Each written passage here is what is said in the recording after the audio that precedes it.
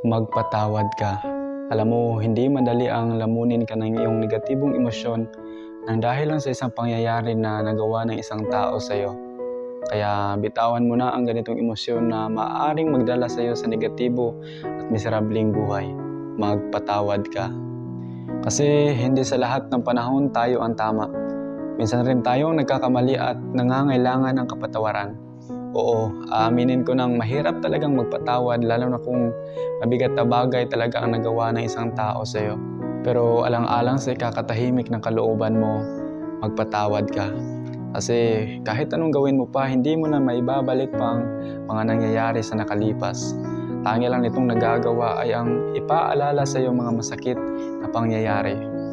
Bilang matalinong tao, hindi na natin payagan pang sirain ang ating bukas nang dahil lang sa nangyayari sa nakaraan. Sapat